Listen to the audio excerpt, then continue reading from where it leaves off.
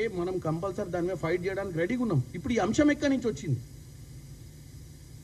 ఇప్పుడు ఈ అంశము తీసుకొచ్చి ఇంత త్వరగా అంటే వాళ్ళు అక్కడ ఏదో 70,000 ఎకరాలు వాళ్ళు ఏదో 100 కోట్ల రూపాయలు ఖర్చు పెడుతున్నారు, రేపు పొద్దున దీనివల్ల 30,000 కోట్లు ఖర్చు పెడుతున్నారు, దీనివల్ల ఏదైనా అవుతుందని చెప్పి అలర్ట్ చేస్తారు. ఏ అలర్ట్ చేసినా ఇది పైన మహారాష్ట్ర ఉంది, మహారాష్ట్రలో 2 జిల్లాలు మునిగిపోయే అవకాశం ఉంది. ఒకవేళ ఇది చేస్తే వాళ్ళే మూకోరు, కిందున్న మనం మూకోము.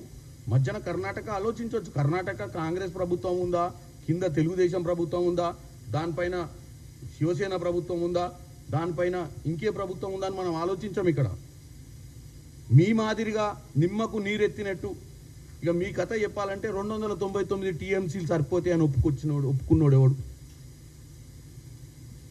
65% కృష్ణ మన భూమిలోకి వెళ్ళి పారుతుంటే 35% పారుతున్నటువంటి ఆంధ్రప్రదేశ్కి 500 చిల్లర ఇచ్చిన నువ్వు 299కి ఎందుకు ఒప్పుకున్నావు? అయ్యాలా నీకు కృష్ణా జలాల మీద ఏమాత్రం ఉన్న 299ను కూడా ఒక్కరోజు వాడుకున్న దాఖలాలు లేవు.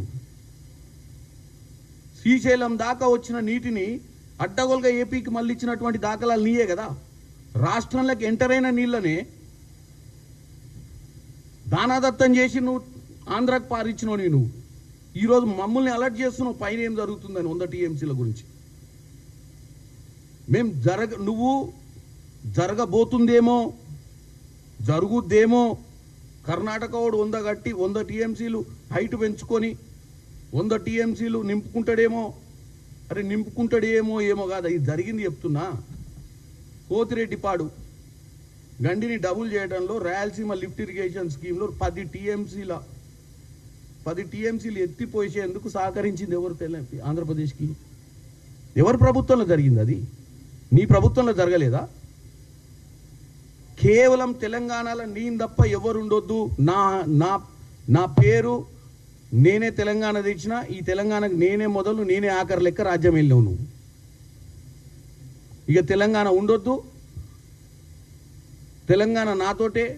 తెలంగాణలో నాతోటే ప్రాజెక్టులు మొదలు పెట్టాలి, నా పేరు మీదే ప్రాజెక్టులు మొదలు పెట్టాలన్న దరిద్రపు ఆలోచనతోటే దక్షిణ తెలంగాణ కృష్ణా జలాల మీద పెండింగ్ ప్రాజెక్టులకు 5-10 కోట్లు ఖర్చు పెట్టకుండా మొత్తం తీసుకుపోయి కాళేశ్వరం మీద గుప్పినావు. ఎందుకు గుప్పినావు? ఆడ ప్రాణహిత చేవెళ్ళ 30-35 కోట్లతోటి కడితే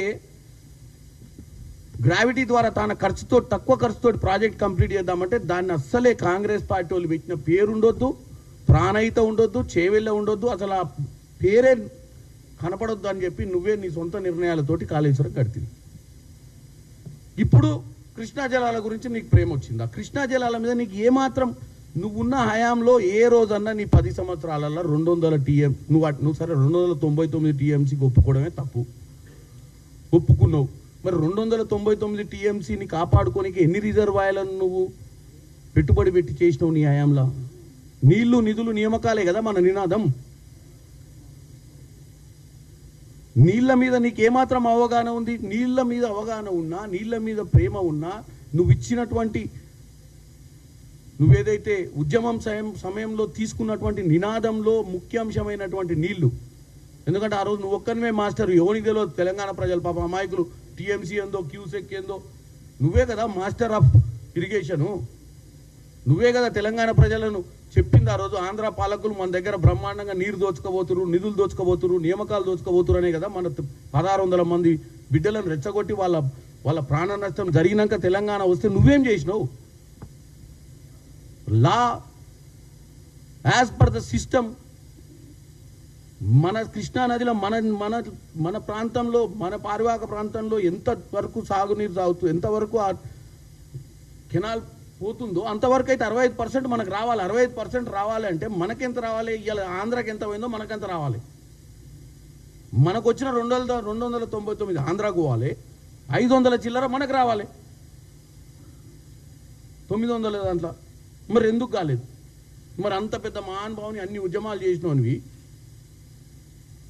మరి ఆ రోజు 299కి కుదిస్తే మరి 10 ఏళ్ళు ఎందుకు నిమ్మకు నీరెత్తినట్టున్నావు?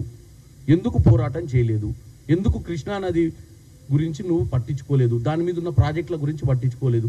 ఈరోజు సడన్గా వచ్చి మళ్ళీ తెలంగాణ ప్రజల మీద రాజకీయం చేయాలి, తెలంగాణ ప్రజలల్లో మైండ్లో ఏదన్నా నాటాలి అన్న ఉద్దేశంతో నువ్వు ఈరోజు ఆల్మట్టి డ్యామ్ గురించి మాట్లాడే ప్రయత్నం చేస్తున్నారు మీరు. ఎవ్రీ మంత్ ఏదో ఒక సబ్జెక్ట్ తీసుకొని రావాలి, కాంగ్రెస్ పార్టీ మీద బురద చల్లే ప్రయత్నం చేయాలి, తెలంగాణ ప్రజలను కన్ఫ్యూజ్ చేయాలి, తెలంగాణ ప్రజల్ని ఆలోచించజేయాలి. ఏమని మేము కాంగ్రెస్ పార్టీని అధికారంలోకి తెచ్చినాం కదా, మేము కరెక్టే చేసినామా లేదా అనే ఒక ఆలోచనను రేకించడానికే మాట్లాడుతున్నారు తప్ప అసలు టెక్నికల్ సబ్జెక్ట్ ఏమి ఆల్రెడీ మ్యాటర్ 2011 నుంచి ఉంది. వాళ్ళు ల్యాండ్ ఎక్వైజేషన్ చేస్తున్నాం, డబ్బులు ఖర్చు చేయడం మీ హయాంలో చెప్తుండు, ఇప్పుడు చెప్తుండు, అప్పుడు చెప్తుండు వాని బాధవాడు. దీంట్లో 2 రాష్ట్రాలు పక్క రాష్ట్రాలు, ఆ పైన ఉన్న రాష్ట్రం కింద ఉన్న రాష్ట్రానికి కూడా అనుసంధానం ఉంది ప్రాజెక్టు. వాళ్ళు ఒప్పుకోరు, మనం ఒప్పుకోరు.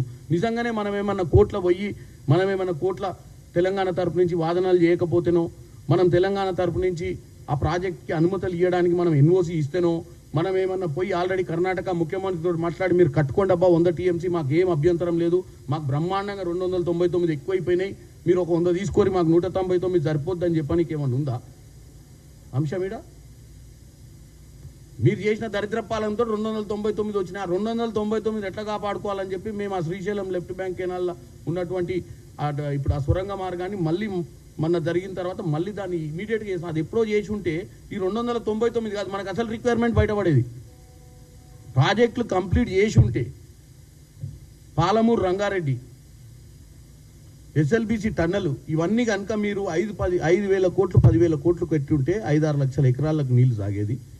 వాస్తవంగా తెలంగాణ బిడ్డలకు తెలంగాణ తెచ్చుకునేందుకు నీళ్ల విషయంలో న్యాయం జరిగేది.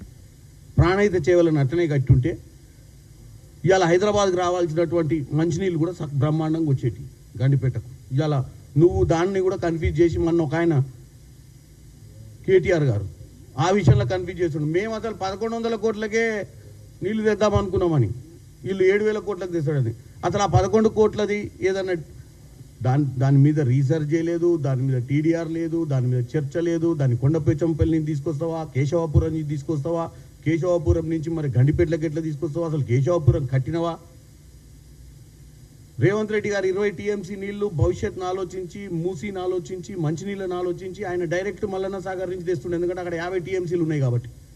నువ్వు కేవలం వచ్చి ప్రెస్ మీట్లో ఏమన్నావు, తెలంగాణ ప్రజల్ని కన్ఫ్యూజ్ చేయడానికే మేము 1,100 కోట్లకే తెద్దాం అనుకున్నాం, రేవంత్ రెడ్డి వచ్చి 7,000 కోట్లు చేసిండు దాన్ని అన్నావు, వెళ్ళిపోయినావు. ఇక అసలు దాని మీద ఏం చెప్పలే. ఇక అసలు ఎక్కడి నుంచి తెద్దాం అనుకుండు, 20 టీఎంసీలు ఎట్లకెళ్ళి తెద్దాం అనుకుంటుండు. కొండపోచమ్మ పెళ్లి కెపాసిటీ 15 టీఎంసీలు. అది ఇరిగేషన్, అక్కడ ఉన్నటువంటి ఆయకట్టు రైతులు ఊకోని కూడా ఊకోరు. ఆ 15 టీఎంసీలు వాళ్ళకి సరిపోనుందాడ. మనం ఒక ఆలోచనతోటి కొండపోచంపల్లి నుంచి మల్లన్న సాగర్ నుంచి కొండపోచమ్మపల్లికి తెచ్చి, కొండపోచమ్మపల్లి నుంచి ఈయన మళ్ళీ కేశవపురం తీసుకొని, కేశవపురం నుంచి ఇట్లా తీసుకొచ్చి ఇలా కలుపుతా అని చెప్పి ఒక 4-5 ప్యాకేజీలు చేసి దీన్ని 12-13 వేల కోట్లకు తీసుకుపోయేటోళ్ళు వాళ్ళ చేతిలో పెడితే. ఆఖరికి ఏమో అంటే ఆ కొండపోచంపల్లికి వచ్చేవి కావు, ఈ కేశవపురంకి వచ్చేవి కావు, ఈ కిందికి పోయేవో కాళేశ్వరం లెక్కనే ఎక్కడో మధ్యన గులేశ్వరం అయ్యేది, నీళ్లు కూడా వచ్చేవి కావు. ఇప్పుడు మనం ఏం చేస్తున్నారు, రేవంత్ రెడ్డి గారు డైరెక్ట్ మల్లన్న సాగర్ నుంచి 20 టీఎంసీలు డైరెక్ట్ గుంజుకొని గండిపేటలకు తీసుకొచ్చి పర్మనెంట్ డ్రింకింగ్ రిసోర్సెస్ని 365 days 24/7 వాటర్ అవైలబిలిటీ తీసుకురావాలని ఒక పట్టుదలతో పనిచేస్తుంది. బంకచెర్లను తీసుకొస్తారు గోదావరి మీద ముచ్చడి చెప్పనికి. హైదరాబాద్ మంచినీళ్ళు మూసింగ్ చేద్దామంటే దాంట్లో కాళ్ళ కర్రలేనిక చూస్తారు. అట్టెట్ అవుతుంది. ఉట్టిగా నేను నోటుకు వచ్చింది చెప్పిపోయింది. ఇవాళ కూడా ఛాలెంజ్ చేసినావు. 1,100 కోట్లు నువ్వు ఏం డిపిఆర్లు తీసినావు, ఏం అప్రూవల్ ఇచ్చినావు, దాని మీద కేటీఆర్ నువ్వు 1,100 కోట్లను ఉట్టిగా మన ఏదో ఈ మధ్య కేటీఆర్కి మతిస్థిమితం భ్రమించింది. ఒక ఆడ పోతాడు 563 మంది అభ్యర్థులు 3 కోట్లు ఇచ్చిరని చెప్పిండు. అరే నువ్వు నీ కింద ఎవడో చేలేగాడు మాట్లాడితే అర్థం ఉంది. నువ్వు స్థాయికి వచ్చినావు, మళ్ళీ రాత్రి పండుకొని ముఖ్యమంత్రి అవుతాను కలలు గంటావు. మాట్లాడేటప్పుడు జర జాస పెట్టి మాట్లాడాలి కదా. 563 మంది అభ్యర్థులు 3 కోట్లు ఇవ్వడానికి కౌంటర్ పెట్టిరే అందాడ ఎవడు ఫస్ట్ వచ్చి కడతానికి సీట్ ఇస్తామని. నీ హయాంలో అట్లా జరిగేది కావచ్చు, ఎందుకంటే నీ హయాంలో అపోజిషనే లేదు. మీ నాయన అందరిని ఇళ్ళల్లో పడబెట్టిండు, ఉన్నోని కొనుక్కుండు, ఇంట్లో వేసుకుండు గెలిచిన ఎమ్మెల్యేలను. కాబట్టి నువ్వు ఏం చేసినా నడిచింది.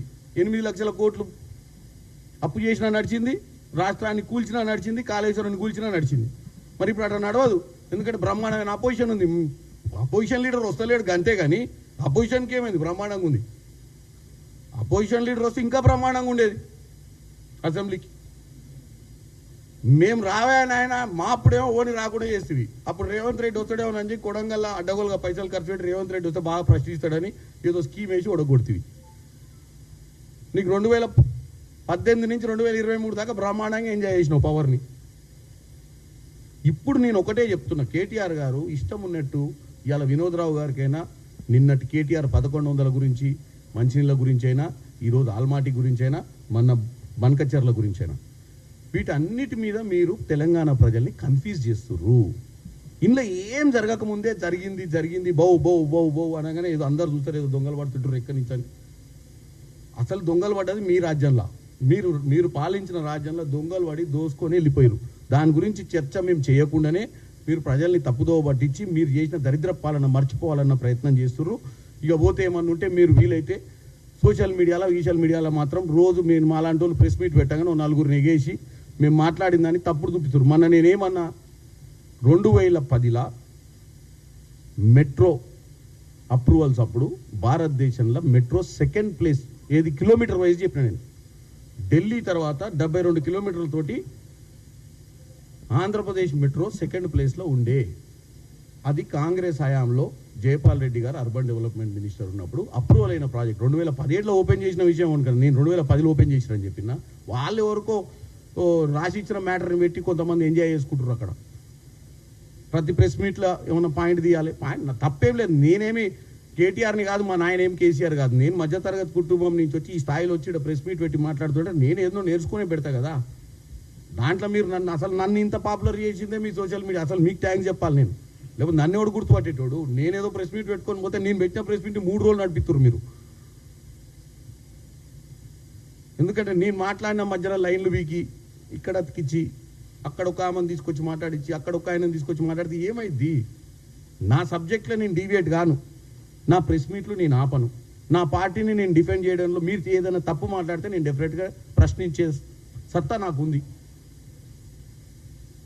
ఎవడు పుట్టంగానే మహానాయకుడు కాడు. మహానాయకుడు కావాలన్నా, సబ్జెక్టు నేర్చుకోవాలన్నా నీ పార్టీలైనా నా పార్టీలైనా, రేపు కింద యూత్ కాంగ్రెస్ వాడైనా, నీ బీఆర్ఎస్ పార్టీలో పనిచేసిన స్టూడెంట్ వింగ్ వాడైనా నేర్చుకునే నాయకుడు అవుతాడు. ఏలన చేయాల్సిన అవసరం లేదు. ఎవడు అడిగితే వాడిని ఏలన చేసి ఆడు రాడనుకుంటారు మీడియాకు. మళ్ళీ మేము 4-5 జోకులు వేస్తే భయపడి ఇంట్లో అనుకుంటాడు అనుకో. నేనేం అట్లాంటి కాదు. బరాబర్ మీరు ఇట్లాంటి దరిద్రపు మీటింగ్లు పెట్టి ఆల్మాటి గురించి, బనకచెర్ల గురించి, మంచినీళ్ళ గురించి పిచ్చిగా మాట్లాడి తప్పుడు ఫిగర్లు ఇచ్చి తెలంగాణ ప్రజలను తప్పుదో పట్టిస్తే బ్రహ్మాండంగా వస్తాం, మాట్లాడతాం, చెప్తాం తెలంగాణ ప్రజలకు. ఈ ప్రెస్ మీట్ పెట్టింది మీరు చూస్తారని కాదు, తెలంగాణ ప్రజలు చూస్తారని పెట్టినా. మీ సోషల్ మీడియా వాళ్ళు ఇంత పెద్ద స్క్రీన్లు పట్టుకొని తప్పులు ఏమైనా ఎత్తుకోనిక పెట్టలే. ఇది పెట్టింది ప్రెస్ మీటు. మీరు ఏం మాట్లాడుతారు, మేము ఏం మాట్లాడుతున్నాం, మా ప్రభుత్వం ఏం చేయాలనుకుంటుంది, మీరు మా ప్రభుత్వాన్ని నిందలు ఎట్లేస్తున్నారు, ఆ నిందల్ని తిప్పికొట్టడానికే ప్రెస్ మీట్లు పెడతాం ఇక్కడ. కాబట్టి నేను ఒకటే చెప్తున్నా తెలంగాణ ప్రజలకు, కర్ణాటక ప్రభుత్వము ఎట్టి పరిస్థితుల కర్ణాటక ప్రభుత్వము 100 టీఎంసీల నీళ్లు నిల్వ చేసుకునే ప్రయత్నం చేసినా 519 నుంచి 524 పెంచినా సుప్రీంకోర్టులో మ్యాటర్ ఉంది. సుప్రీంకోర్టులో బరాబర్ ఫైట్ చేస్తాం. మాకు చిత్తశుద్ధి ఉంది. మీకంటే ఎక్కువ చేస్తాం. మీ హయాంలో ఏం చేసిరో అన్నిప్పుడే చెప్పిన 299 టీఎం అన్నిటి గురించి ఇంతకంటే ఎక్కువ చెప్ప. దయచేసి తప్పుడు ప్రచారం చేయకండి. తెలంగాణ ప్రజలు వాళ్ళ తప్పుడు ప్రచారాన్ని వినకండి.